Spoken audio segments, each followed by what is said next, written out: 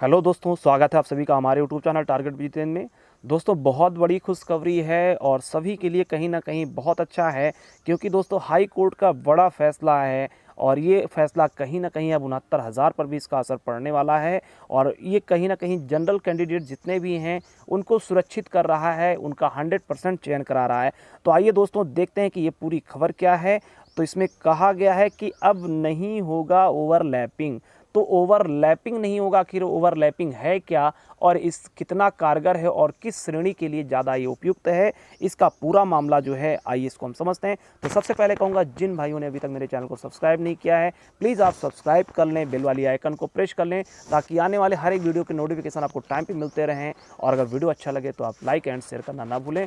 तो दोस्तों स्टार्ट करते हैं कि आखिर ये पूरा मामला क्या है। तो आप देख सकते हैं इसमें दिया गया हाईकोर्ट के अहम आदेश से खत्म होगी ओवरलैपिंग। तो हाईकोर्ट का ही आदेश है और इसी के प्रक्रिया के तहत ओवरलैपिंग अब खत्म होगी।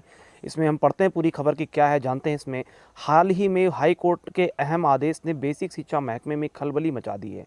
69,000 शिक्षक चयन में यह आदेश लागू हो जाए तो ओवरलैपिंग खत्म हो जाएगी। असल में कोर्ट ने प्राथमिक स्कूलों की 68,500 सहायक अध्यापकों के लिए जिला आवंटन मामले में आदेश दिया है कि मेरिटोरियस आरक्षित वर्ग के अभ्यर्थियों को उनके वर्ग का मानकर जिला आवंटन किया जाए। यानी कि जब उनके वर्ग का ही माना जाएगा तो इन्हें ओवरलैपिंग में नहीं दी जाएगी। कोर्ट इस मामले में पुनर्विचार याचिकाओं को भी खारिज कर चुकी है। इसे ऐसे समझिए, प्राथमिक स्कूलों के लिए 68,500 शिक्षक भर्ती हुई। इसमें सामान्य वर्ग की कुल सीटों पर ओबीसी, एससी, एसटी आदि अभ्यर्थी चयनित हुए, क्योंकि उनके गुणांक सामान्य भर्ती से अधिक या फिर बराबर थे। इस वजह से वो सामान्य वर्ग की सीटों पर कब्जा किए। परिषद ने सामान्य की सीटों पर चयनित अभ्यर्थियों को सामान्य मानते हुए जिला आवंटित किया। इससे इन्हें मनचाहे जिले के बजाय दूर के जिलों में नियुक्ति मिल सकी। इस अभ्यर्थी की शुरुआत में शिक्षकों के चयन के लिए 2 सूचना जारी हुई थी।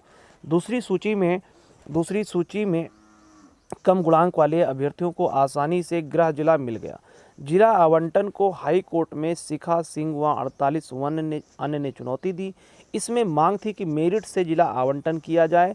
न्यायमूर्ति प्रकाश पारडिया ने 29 अगस्त 2019 को आदेश दिया कि मेरिट से नहीं बल्कि मेरिटोरियस अभ्यर्थियों को आरक्षित वर्ग का मानते हुए उनके वर्ग के अनुसार जिला आवंटित हो। तो दोस्तों ये कहीं ना कहीं यही है, पूरी तरह से कि साफ है कि यही 69,000 में भी लागू होगा। यानी कि ओवरलैपिंग इस तरह से अगर हो गया, ख़त्म हो गया, तो कहीं ना कहीं जितने भी जनरल अभ्यर्थी हैं इन सभी का 100% सिलेक्शन तय है। इनको कोई नहीं रोक सकता। अगर उन 97 नंबर कट ऑफ क्वालिफाई हैं तो उनका चयन एकदम 100% पूर्ण होना तय है। तो इस वजह से मैं कहूँगा कि जितने भी लोग हैं वो ट्विटर पे ट्वीट अभियान चलाएं इसके कि 69,000 के में भी ऐसा ही ओवरलैपिंग समाप्त करने की कोशिश की जाए, जैसे कि अभी 68,500 के लिए ये जो डिस्ट्रिक्ट वाल के लिए दिया गया है, ऐसा इसमें भी हो।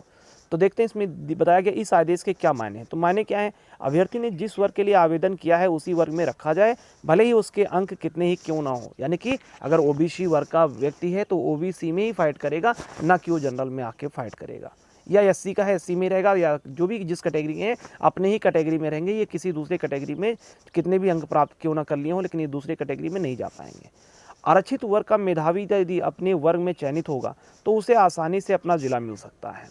तो ये भी बहुत सही अच्छी बात है। सामान्य वर्ग की सीटों पर अन्य वर्ग के अभ्यर्थियों को ओवरलैप कराने की व्यवस्था खत्म होगी। तो इस तरह से ओवरलैपिंग की प्रक्रिया समाप्त होगी।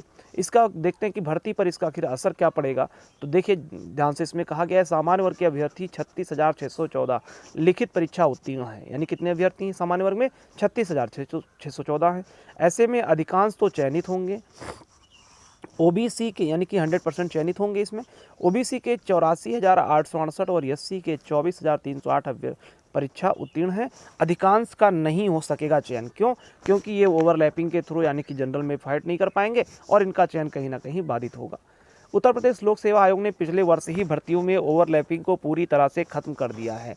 तो दोस्तों अगर ये हमारा पीएनपी या जो हमारा बेसिक शिक्षा यानी जो परिषद है, अगर ये चाह लेगा कि ये भी ओवरलैपिंग को समाप्त कर ले इस भर्ती में, तो ये पूरी तरह से समाप्त हो सकता है। और इसके लिए कहीं ना कहीं हम अभ्यर्थियों को अब अपनी आवाज़ बुलंद करनी होगी और ज़्यादा से ज़्यादा ट्वीट अभियान चलाना होगा कि जिस तरह से पिछले उत्तर प्रदेश लोक सेवा आयोग में नहीं हुआ और मान लिया कि अभी हाई कोर्ट का ऑर्डर भी है, तो इसको यानी कि फॉलो किया जाए, इसी के हिसाब से काम आगे किया जाए।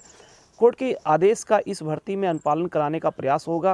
पहले अभ्यर्थी को सामान्य मानकर मांगे गए जिले का विकल्प देखेंगे, यदि मिल जाता है तो वो सामान्य में रहेगा, यदि अपने वर्ग में मिलता है तो उसे संबंधित वर्ग देकर जिला आवंटन करेंगे। और ये देख लीजिए, अनिल कुमार, उत्तर प्रदेश बेसिक सचिव बेसिक शिक्षा परिषद, ये इनका कथन है। वेबसाइट शुरू हो गया है दोस्तों, चंद घंटों में ही कल 250 लोगों ने जिलों का विकल्प भर दिया है। क्योंकि अभी ये स्टार्टिंग है, इस वजह से इतनी स्लो प्रोसेस चल रही है। तो आप सभी से निवेदन है, समय निकाल कर आप सभी लोग बैठ जाइए और इसको आगे जल्द से जल्द भरते जाइए। आइए इसमें देखते हैं कि क्या होगा अगर जो प्रक्रिया चल रही है ऑनलाइन आवेदन की, अगर इसमें कोई भी त्रुटि होती है तो उसके लिए क्या उपाय है और क्या नहीं, इसके बारे में हम विशेष जानते हैं। तो दोस्तों, जैसे कि आप देख सकते हैं, इसमें बताया गया है कि आवेदन शुरू, गलती पर संशोधन का विकल्प नहीं। तो दोस्तों, अगर आप गलती करते हैं तो किसी भी प्रकार का संशोधन का विकल्प नहीं होगा, ये पूरी तरह से स्पष्ट कर दिया गया है। प्रयागराज उत्तर प्रदेश बेसिक शिक्षा परिषद की ओर से 69,000 अध्यापक शिक्षक भर्ती के लिए आवेदन प्रक्रिया शुरू हो गई है। आवेदन प्रक्रिया के शुरू करने के साथ बेसिक शिक्षा परिषद की ओर से अभ्यर्थियों की सुविधा के लिए हेल्पलाइन फला नंबर जारी किया गया। आप इस पर डायल करके अपना कोई भी अगर इन्फॉर्मेशन लेना है उसको प्राप्त कर सकते हैं। अभ्यर्थी आवेदन संबंधी किसी प्रकार की असुविधा का निवारण कार्यालय अवधि में फ़ोन करके कर सकते हैं। ये वहीं सोमवार के 200 से अधिक आवेदन आ गए थे। सचिव उत्तर प्रदेश बेसिक शिक्षा यानी परिषद विजय शंकर मिश्र ने बताया कि आवेदकों को सभी 75 जिलों का विकल्प वरीयता क्रम के साथ भरना होगा। तो ये सही है दोस्तों, अब आप किसी 2 जिलों को एक ही वरीयता क्रम में मत डाल दीजिएगा, इसको ध्यान रखिएगा। सबमिट करते समय इन सब चीज़ों को आप बहुत अच्छे से चेक कर लीजिएगा। एक बार आवेदन सबमिट हो जाने के बाद गलती सुधारने का मौका नहीं मिलेगा, क्योंकि बता दिया गया है कि अगर एक बार आपने फाइनल सबमिट कर दिया तो उसमें कोई भी करेक्शन आप नहीं कर सकते हैं। अभ्यर्थी को आवंटित जिले में काउंसलिंग के दौरान आवेदन का प्रिंट प्रस्तुत करना होगा। यानी जो भी आवेदन आप यानी कि करेंगे, अप्लाई करेंगे फॉर्म, तो उस आवेदन का प्रिंट आउट आप निकाल लीजिएगा, क्योंकि उसको आप जब भी जिस डिस्ट्रिक्ट में आपको काउंसलिंग मिलेगा वहाँ जब जाएंगे तो उसको आपको वहाँ पर ले जाना पड़ेगा।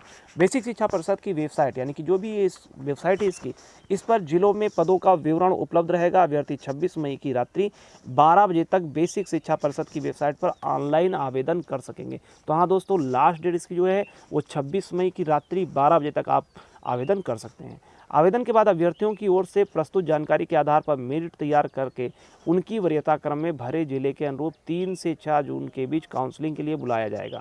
तो दोस्तों, जैसे कि आप 75 जिलों का आवेदन करेंगे, उसमें आप प्रेफरेंस भरेंगे, तो प्रेफरेंस वरीयता क्रम भरने के बाद क्या होगा कि आपके गुणांक के आधार पे आपको डिस्ट्रिक्ट अलॉट किए जाएंगे कि इन फले डिस्ट्रिक्ट में आप जाकर अपना काउंसलिंग करा सकते हैं। और इस को कराने की जो तिथि है वो 3 से 6 जून का तिथि निर्धारित किया गया है कि इस तिथि के बीच में आपको वहां जाकर काउंसलिंग कराना होगा। और काउंसलिंग कराने पे ये मत समझ लीजिए कि आपका 100% सिलेक्शन हो गया है, क्योंकि उसके बाद की प्रक्रिया है, क्या मेरिट बनती है वहाँ की उस फले डिस्ट्रिक्ट की, उसके हिसाब से आपका वहाँ सिलेक्शन तय होगा। काउंसलिंग में शामिल होने का मतलब ये नहीं कि वो नियुक्ति के पात्र हैं, पहले हमने अभी बता ही दिया।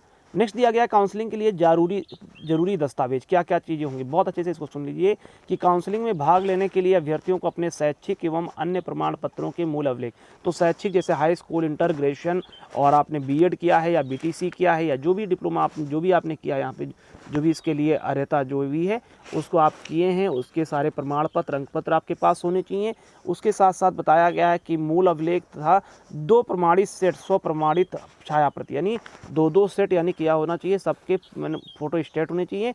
4 पासपोर्ट साइज फोटोग्राफ एवं सचिव उत्तर प्रदेश बेसिक शिक्षा परिषद प्रयागराज के पदनाम से निर्धारित आवेदन शुल्क सामान्य ओबीसी के लिए 500। तो दोस्तों, ये प्रत्येक डिस्ट्रिक्ट के लिए दिया गया है। अगर आपको कई सारे डिस्ट्रिक्ट में जाना है तो इसी के आधार पर पूरा सेट आप बना लीजिएगा कि कैसे आपको जाना है वहाँ पे।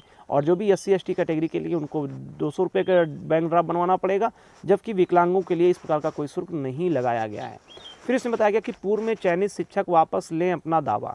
तो इसमें कहा गया कि जो परिषदीय विद्यालयों में 2018 में 68,500 सहायक अध्यापक भर्ती में चयनित बड़ी संख्या में शिक्षक वर्तमान समय में 69,000 शिक्षक भर्ती में भी सफल हुए हैं।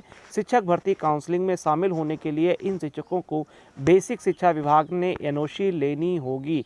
सचिव बेसिक शिक्षा परिषद विजय शंकर मिश्र का कहना है कि पूर्व के सहायक अध्यापक भर्ती में चयनित को अपने BS से NOC लेनी पड़ेगी। प्राथमिक शिक्षक संघ से जुड़े अशोक द्विवेदी ने नए अभ्यर्थियों के हित में पूर्व में चयनितों को काउंसलिंग में भाग लेने की अपील की है। यानी कहने का तात्पर्य कुल मिला के ये है कि बिना एनओसी लिए इनको काउंसलिंग का इजाज़त काउंसलिंग के लिए नहीं होगी और कोई भी रिस्क नहीं लेना चाहेगा, क्योंकि दोस्तों 68,500 में जो भी चयनित अभ्यर्थी हैं वर्तमान में उनकी जो सैलरी है, वेतन है, वो 40,000 प्लस में है और यहाँ आकर वो 35,000 से स्टार्टिंग नहीं करेंगे। दूसरी बात ये है कि वो एनओसी ले लेंगे, जबकि एनओसी के बाद 100% यहाँ उनका चयन सुरक्षित नहीं है, तो कहीं ना कहीं वो एनओसी नहीं लेंगे और बहुत ही रेयर केस में शायद कोई काउंसलिंग कराएगा। तो दोस्तों इस तरह से आपके लिए बहुत अच्छी खबर है। नेक्स्ट है 68,500 शिक्षक भर्ती के अभ्यर्थियों को दे नियुक्ति। कहा गया 68,500 शिक्षक अध्यापक जो भी भर्ती में सफल अभ्यर्थियों सचिव उत्तर प्रदेश बेसिक शिक्षा परिषद से कोरोना महामारी के चलते ठप पड़ी नियुक्ति प्रक्रिया दोबारा शुरू करने की मांग की है। नियुक्ति प्रक्रिया शुरू करने की मांग करने वाले अभ्यर्थियों का कहना है कि जब सरकार 69,000 सहायक अध्यापक भर्ती प्रक्रिया शुरू कर सकती है तो 68,500 के शिक्षक अभ्यर्थी करने में देरी क्यों है। तो इस प्रकार से जल्द इसका पूरी चयन प्रक्रिया आपकी कंप्लीट की जाएगी। तो दोस्तों जिसको वीडियो पसंद आया हो तो प्लीज़ आप लाइक और शेयर जरूर करें। जिन्होंने अभी तक चैनल को सब्सक्राइब नहीं किया है सब्सक्राइब कर लें और ज़्यादा से ज़्यादा अपने दोस्तों को शेयर करें। मिलते हैं नेक्स्ट वीडियो में, तब तक अपना ख्याल रखें। जय हिंद, जय भारत।